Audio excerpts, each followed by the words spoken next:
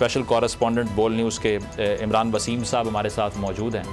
इमरान, अदालत के अंदर हमने फिर से एक एक्शन रिप्ले देखा है आज कि 9 रुकनी बेंच फिर 7 रुकनी बना और अब वो 7 से 6 हो गया। आज की समाअत के अहम नुकात अगर आपसे पूछें तो क्या लगे आपको? मुजम्मल 5 से 6 पॉइंट्स हैं आज की अदालती कार्रवाई के। सबसे पहले तो क्योंकि 2 दिन के वक्फे के बाद आज दोबारा सिविलियन के कोर्ट मार्शल के खिलाफ दरखास्तों पर समाअत का आगाज़ हुआ। पहली समाअत पर जो 9 रुकनी बेंच था वो टूट गया था। उसमें जस्टिस काजी फैसल साहब और जस्टिस सदात तारिक मसूद साहब जो हैं वो बेंच से ये कह के अलग हो गए थे कि वो इस बेंच को ना बेंच मानते हैं ना अदालत मानते हैं। तो उसके बाद जो बाकी 7 जजेस बचे थे उन पर मुश्तमिल जो है वो चीफ साहब ने बेंच तश्कील दिया। वो 7 रुकनी बेंच केस सुन रहा था। आज तक केस को जो है वो एडजर्न किया गया था।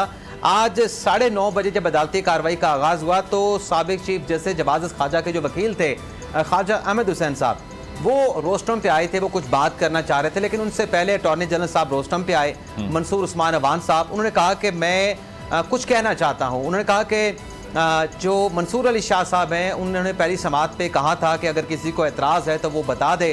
तो ये कह रहा था कि मेरी ज़ात की हद तक अटॉर्नी जनरल ने कहा कि मुझे तो कोई एतराज़ नहीं, लेकिन जो वफाकी हुकूमत है उसकी तरफ से मुझे इंस्ट्रक्शन दी गई है कि जस्टिस मंसूर अली शाह साहब जो हैं वो बेंच से रिक्यूज़ कर जाएं क्योंकि उनके करीबी अजीज़ जो हैं इस केस में दरख्वास्त गुजार हैं। तो मंसूर अली शाह साहब ने यह ज़रूर कहा कि मैंने तो पहले दिन कहा था कि आप एतराज़ उठाएं, आज आप ये दोबारा से एतराज़ उठा रहे हैं। तो अटॉर्नी जनरल ने दोबारा से कहा कि मेरी ज़ात की बात नहीं, ये वफाकी हुकूमत की तरफ से आया। मैं तो आप पे आज भी जो मैंने पहले दिन बात की थी उस बात पे कायम हूँ, लेकिन ज़ाहिर सी बात है क्लाइंट को भी देखना है। तो वफाकी हुकूमत का एतराज़ है तो मैं एतराज़ जो है हदायत के मुताबिक जो है वो अदालत के सामने रख रहा हूँ। इस पर चीफ साहब ने भी कुछ इजहार नाराज़गी भी किया कि हुकूमत एक मरतबा फिर जो है वो जो नंबर गेम थी, जो तनासब की गेम थी कि फैसला 4-3 से था, फैसला 3-2 से था, उसी किस्म की जो है वो कंट्रोवर्सी में दोबारा जाकर जो है बेंच को मुतनाज़ा बनाने की कोशिश कर रही है। और चीफ साहब ने, जैसे बंदयाल साहब ने कहा कि जो सुप्रीम कोर्ट का फैसला होता है उसकी मॉरल अथॉरिटी होती है। हमारे पास कोई, जिनके पास छड़ी है उनके पास भी कोई मॉरल अथॉरिटी नहीं है। तो ये आज अदालत में हुआ कि वो बेंच से मंसूर अली शाह साहब जो है वो अलग हो गए और उसके बाद फिर 6 रुकनी बेंच, वही जो बाकी 6 जजेस बचे थे उन पर मुश्तमिल बेंच तश्कील दे दिया गया। क्योंकि अगर इसमें किसी नए बेंच का जज का इजाफा करते तो फिर होना यह था कि केस को असर नौ जो है वो सुनना था, दोबारा से दलाइल का आगाज होना था।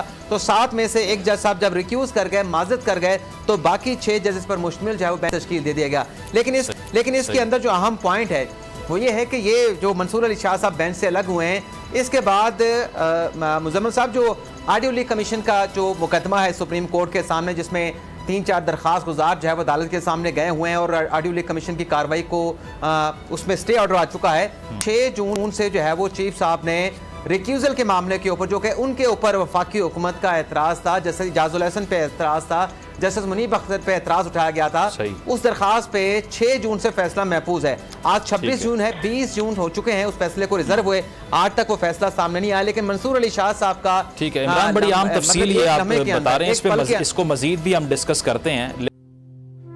तू की जाने यार अमीरा, रोटी बंदा खा जाती है। यूनान में कश्ती उलटने का अलमनाक हादसा,